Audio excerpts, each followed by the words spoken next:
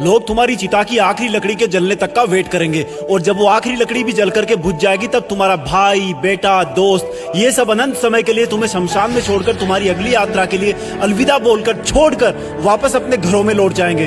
कुछ दिन तो तुम उनके बीच जिंदा रहोगे कि अच्छा इंसान था, थोड़े दिन और जी लेता, और फिर समय के भंवर में वो तुम्हें कहीं पीछे छोड़कर आगे निकल पड़ेंगे। वो तुम्हारा वापस आने का वेट नहीं करेंगे, क्योंकि उनको पता होगा कि जो एक बार चला गया वो वापस नहीं आता, तो वेट करने से क्या फायदा।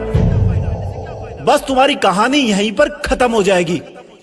तुम ऊपर से देखकर सोचोगे कि लोग कितने स्वार्थी थे, जब मैं उनके काम आता था तो कितने पास रहते थे। आज मैं जब दुनिया से चला गया हूँ तब भी दुनिया वैसी ही चल रही है। तुम्हें अफसोस होगा कि क्या मैं इन्हीं लोगों के लिए जन्म लेकर पृथ्वी पर गया था। तुम उनसे बहुत सवाल करना चाहोगे, लेकिन लाख कोशिशों के बाद भी तुम्हारी आवाज उन तक नहीं पहुंच पाएगी। तुम वापस आकर फिर से दोबारा जिंदगी जीना चाहोगे, क्योंकि तुम्हें जिंदगी जीने का मतलब तब समझ में आ चुका होगा। तुम्हें महसूस होगा कि तब तुम अपनी लाइफ में अपने आसपास के माहौल में खुद को कितना भूल गए थे।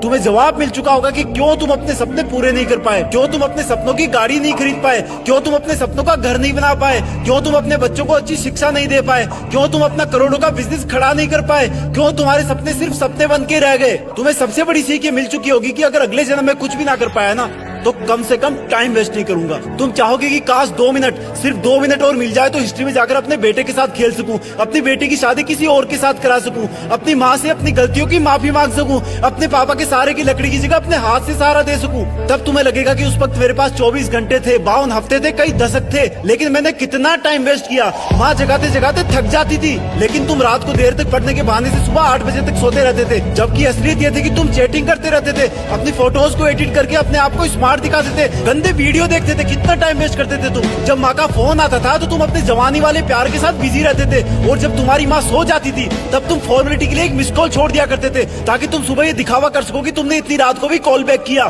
Shame on you idiot. तुम हर काम को, पढ़ाई को कल पे टाल दिया करते थे। जो हाथ तुम्हारे बूढ़े माँ बाप को सहारा देने चाहिए थे, वो हाथ हमेशा बिना मतलब मोबाइल पर उंगलियां फिराने में बिजी रहता था। तुमने कितने घंटे सुबह लेट उठने की वजह से बर्बाद किए। उन घंटों को मिला के कई दिन बन जाते। दिन से महीने और महीनों से कितने साल की जिंदगी तू एक्स्ट्रा जी सकता था। मेहनत करके अपने सपने पूरे कर सकता था, अपने माँ बाप को भी कहीं घुमाने ले जा सकता था, अच्छी किताबें पढ़ के अपनी लाइफ में कितनी वैल्यूज ऐड कर सकता था। अब मरने के बाद 1 मिनट तो क्या, 1 माइक्रो सेकंड भी नहीं मिल सकती तुझे, क्योंकि जिंदगी में कितने ही साल पहले ही मिल चुके थे तुझे। पर थैंक गॉड कि ऐसा कुछ भी नहीं हुआ। अभी तुम अभी मरे नहीं हो। थैंक गॉड कि आज तुम थैंक गॉड बोलने के लायक इस धरती पर बचे हुए हो। तुम्हारा वक्त, तुम्हारे सपने अभी पूरे नहीं हुए हैं। तुम्हारे माँ बाप, घर वाले अब भी तुम्हारे सफल होने का वेट कर रहे हैं। तुम्हारा दिल अब भी तुम्हारे सपने पूरे होने का वेट कर रहा है। थैंक गॉड कि तुम्हारे हाथ की घड़ी अब भी तुम्हें वो दिन दिखाने का वेट कर रही है जब तुम एक हीरो की तरह लोगों के सामने खड़े होगे और लोग तुम्हारी रियल कहानियां सुनकर आंसुओं से भर जाएंगे, मोटिवेट होंगे। और उन लोगों को सबसे ज्यादा अफसोस होगा जिनने तुमको कुछ साल पहले मेहनत करने वाला ढोंगी कहा था, लेकिन फिर भी तुम्हारे मन में उनके लिए 1% भी बुरी भावना नहीं होगी। ये अलार्म कल भी बजेगा। अगर तुम उठ गए तो ये तुम्हारे जिंदा रहने का सबसे पहला सबूत होगा।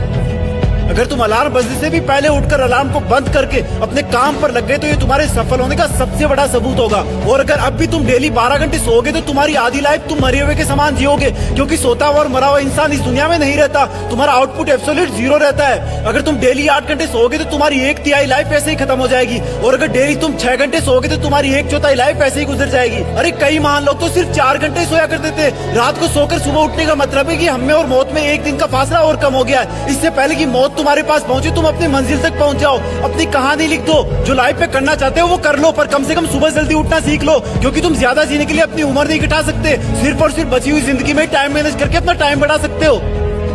तुम्हें करना होगा, तुम कर सकते हो।